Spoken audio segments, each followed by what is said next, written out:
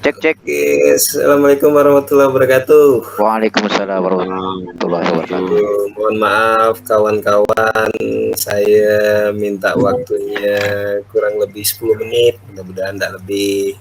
Nah, ini dalam rangka mengimbas ya tentang kegiatan saya, kebetulan mengikuti pendidikan inklusif tingkat mahir. Nah, jadi kemarin saya juga udah sempat berbincang ngobrol banyak dengan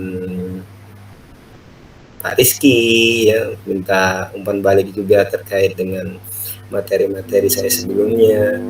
Kemudian selanjutnya ini tugas saya untuk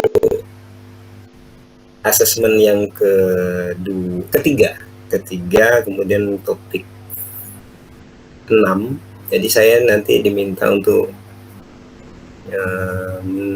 mengikut sertakan rekan dari sekolah itu 2-3 orang. Nah, alhamdulillah bapak-bapak berdua nih berkenan hadir untuk membantu saya dalam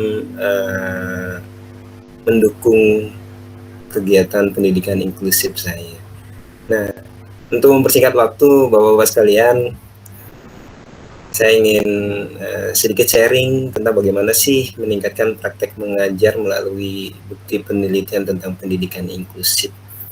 Nah, jadi yang pertama perlu Bapak semua ketahui adalah data dan bukti penelitian untuk mendukung pendidikan inklusif itu ternyata sangat penting kita butuhkan ketika kita nanti berhadapan langsung dengan peserta didik yang notabene mungkin berkebutuhan khusus, ya, memerlukan dukungan lebih dibandingkan dengan anak-anak normal lainnya. Nah, ternyata Bapak-bapak sekalian, ada dua data dan bukti penelitian yang sudah pernah saya coba cari tentang.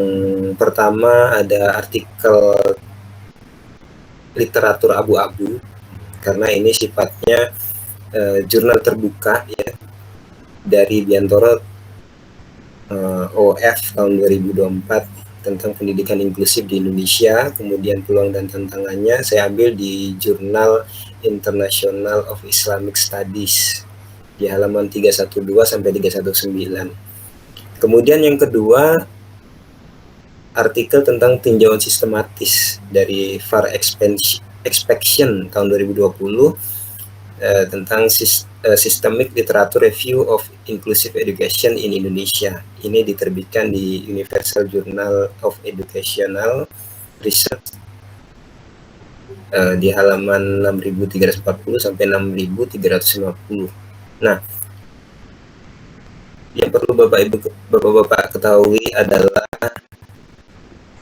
data dan bukti serta jurnal-jurnal yang ada ini, termasuk artikel 1 dan artikel 2 yang saya tampilkan di slide ini, tujuannya adalah bagaimana dapat membantu guru memahami dan menerapkan bukti penelitian untuk menciptakan kelas yang lebih inklusif. Artinya nanti pada akhirnya Bapak-bapak semua mampu membuat universal plan tentang pembelajaran semua anak secara berkeadilan. Artinya tidak membedakan, bapak semua nanti bisa mampu membedakan antara mana anak-anak yang memang memerlukan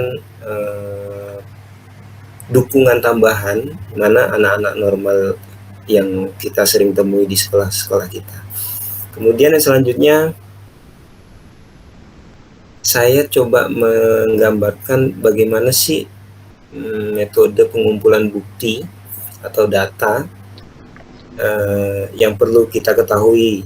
Yang pertama, kalau kita lihat dari tinjauan sistematis itu, dia mengikuti protokol yang Prisma.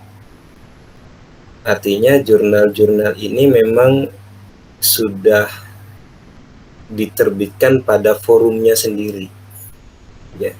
Kemudian dia menganalisis tentang artikel dari jurnal terindeks Scopus. Artinya tidak sembarangan jurnal-jurnal yang masuk ke Scopus ini. Semuanya tentu sudah melalui penyaringan-penyaringan yang lebih mendalam. Kemudian rentang waktunya tuh kalau di tinjauan sistematis itu antara 2014 sampai 2019. Nah, sedangkan literatur abu-abu ini artikel akses yang terbuka tentang pendidikan inklusif. Artinya semua artikel ini bisa dibaca dan diakses dengan mudah. Apalagi literatur abu-abu ini biasanya tuh bukan diterjemahkan lagi, memang sudah dalam berbahasa Indonesia. Sedangkan kalau tinjauan sistematis itu biasanya jurnalnya diterbitkan dalam versi berbahasa Inggris. Nah, kemudian yang kedua, untuk literatur abu-abu itu sumbernya biasanya dari laporan pemerintah atau organisasi non-pemerintah. Nah, kemudian data yang ketiga adalah data praktek kelas. Ini dari misalnya hasil asesmen formatif, ya, kemudian ada observasi perilaku murid, kemudian catatan guru. Nah, ini biasa disebut dengan anekdot juga. Artinya datanya bisa dari hasil informasi dari teman atau guru senior ataupun dari pengalaman guru-guru yang lain, ya, seperti itu. Ya, jadi ini ada 3 metode pengumpulan bukti atau data yang sebenarnya kita bisa gunakan untuk mendukung pembelajaran di dalam kelas, ya. Kemudian yang selanjutnya adalah metode evaluasi bukti. Nah, jadi Bapak-bapak sekalian, sebelumnya saya juga pernah berdiskusi dengan Pak Rizky bahwa ternyata untuk mendukung bahwa apakah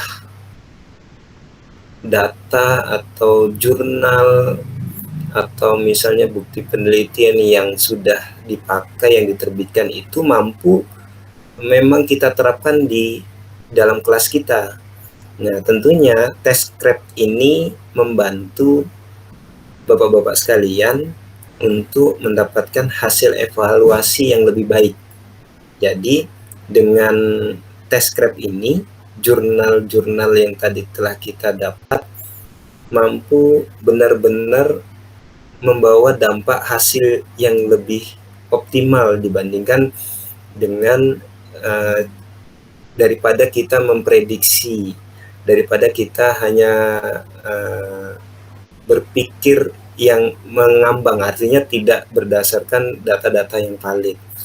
Nah, di tes scrap ini nanti segala aspeknya tuh bisa kita ketahui, bisa kita rincikan secara detail sehingga nilainya nanti ada, skornya ada. Nanti template-nya ini bisa saya sharing ke Bapak-bapak sekalian. Jadi ada beberapa aspek di tes scrap ini, mulai dari keabsahannya, kemudian relevansi, kewenangan, kemudian akurasi, dan tujuannya. Nah, jadi contoh di keabsahan tentang pertanyaan kunci, kapan informasi ini dipublikasikan, kapan jurnal ini diterbitkan, apakah sudah diperbarui atau belum. Nah, seperti itu. Ini salah satu pertanyaan kuncinya. Kemudian misalnya di relevansi, apakah informasi ini membantu atau menjawab pertanyaan saya ketika misalnya saya memang memiliki anak yang susah untuk membaca misalnya. Nah, jadi artikel ini mampu menjawab informasi yang benar-benar sudah menjadi pertanyaan di dalam diri kita. Kemudian misalnya kewenangan, siapa penulisnya, apakah kredibel atau tidak.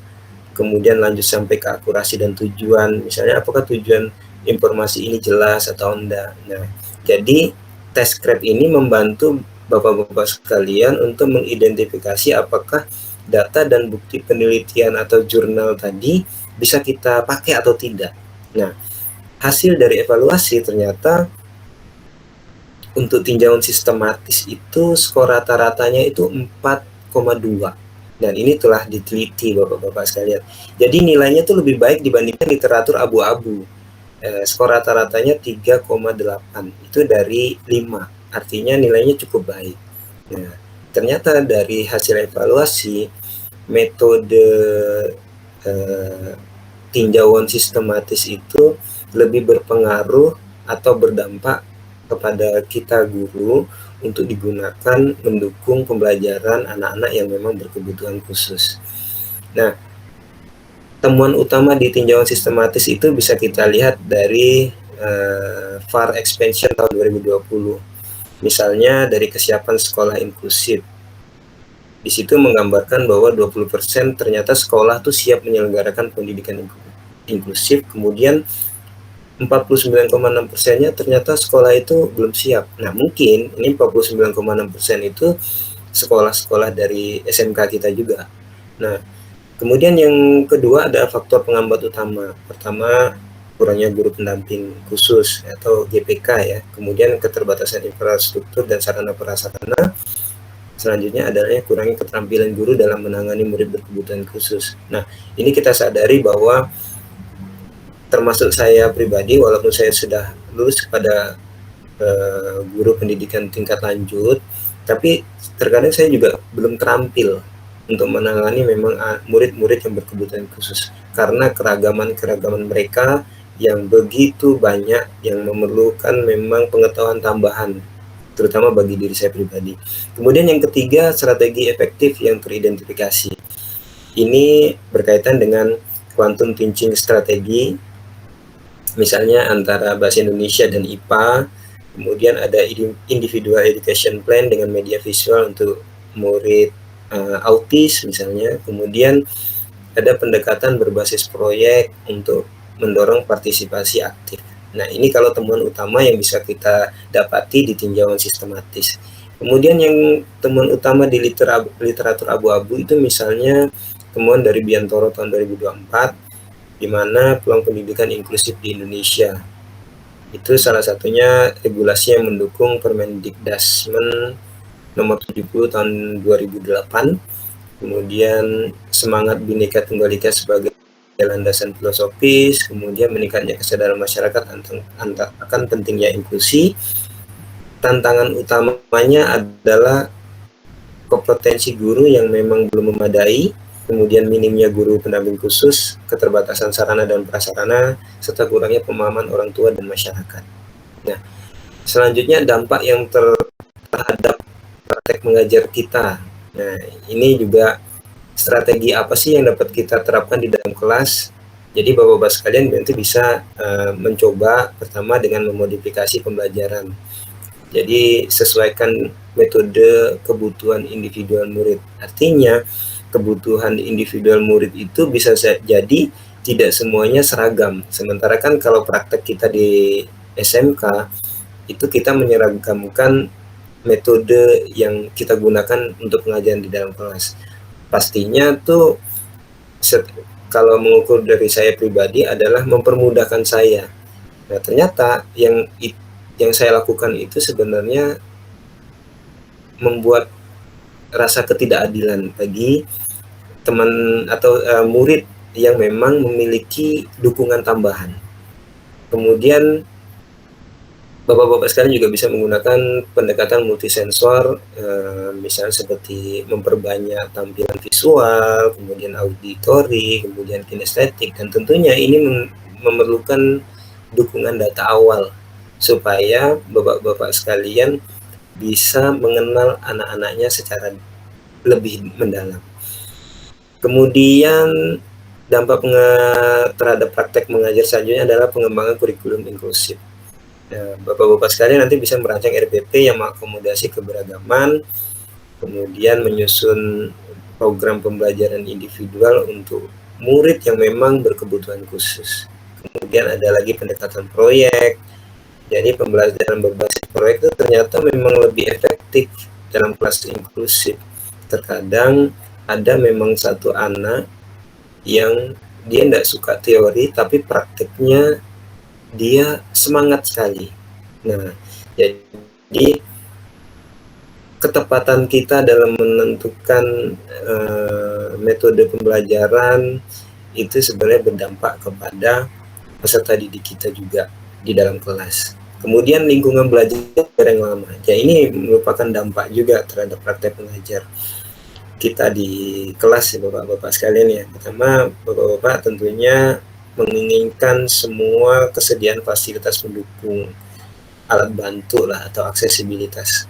Sementara kan memang kita mengetahui bahwa akses di sekolah kita kan memang terbatas untuk alat bantu atau aksesibilitas dukungan bagi memang murid yang memerlukan dukungan tambahan atau memiliki hambatan-hambatan ya.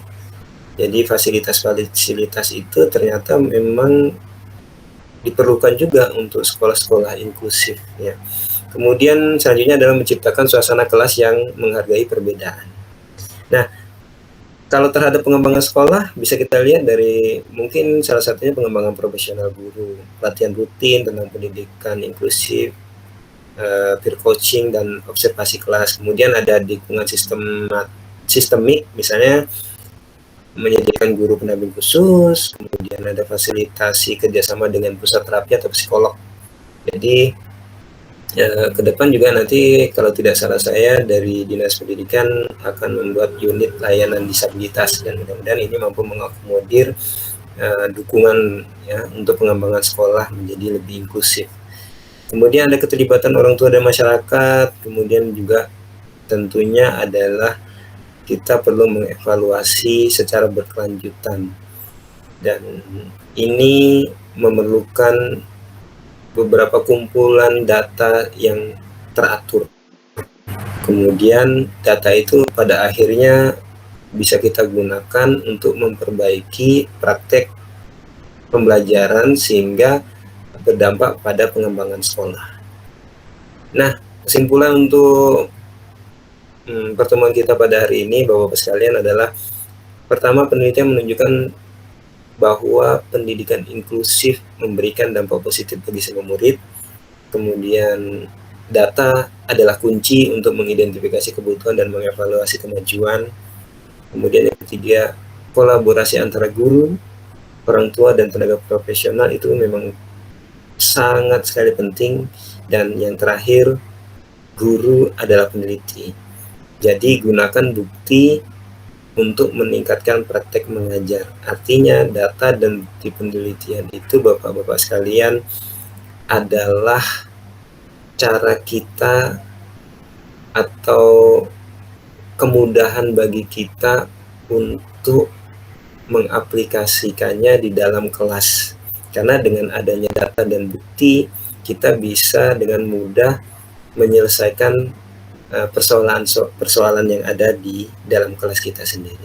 Saya rasa demikian informasi yang bisa saya bagikan kepada Bapak-Bapak sekalian pada hari ini. Mungkin dari Bapak-Bapak sekalian ada yang mau disampaikan. Dengan senang hati saya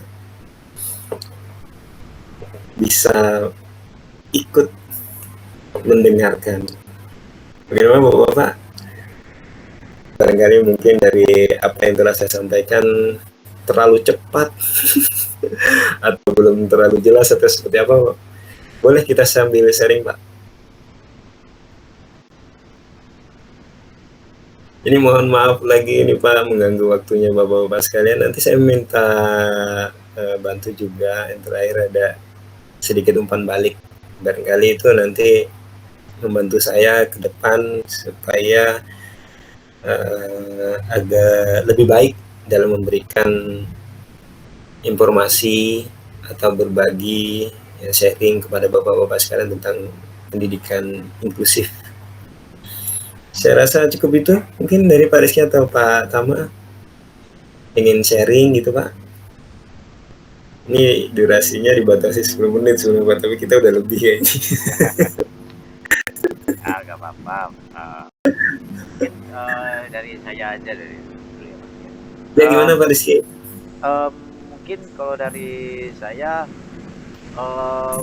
dari presentasi lah ya Pak ya. Konsep literatur abu-abu dengan tinjauan sistematis yang disampaikan cukup sederhana. Menurut saya tidak ada bahasa yang sulit ya.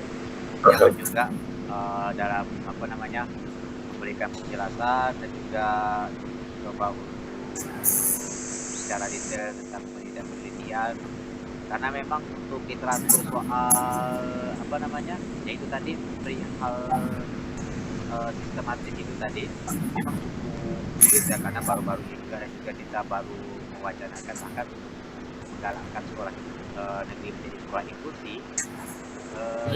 Cukup menantang dan kita punya resources yang begitu dan terbatas.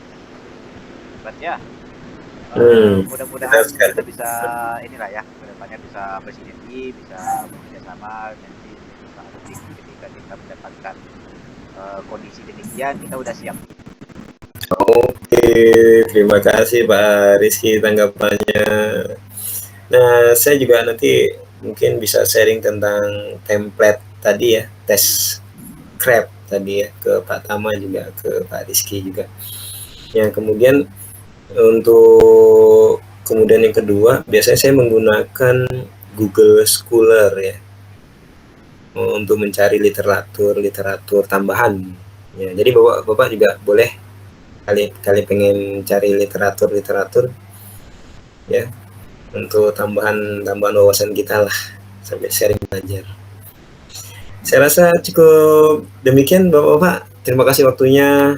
Semoga bermanfaat untuk kita, untuk bapak-bapak semua. Kurang lebihnya saya mohon maaf. Perlu banyak yang saya perbaiki. Siap, terima kasih juga Pak Tri atas sharingnya kepada kami dalam kesempatan ini. Pertemuan berikutnya. Demikian saya rasa cukup ya Pak Tama, Pak Rizky. Mohon sekali lagi terima kasih atas waktu yang telah diberikan. Sampai ketemu lagi nanti di lain kesempatan. Siap. Ya, Assalamualaikum warahmatullahi wabarakatuh. Selamat malam Bapak-bapak. Waalaikumsalam warahmatullahi wabarakatuh.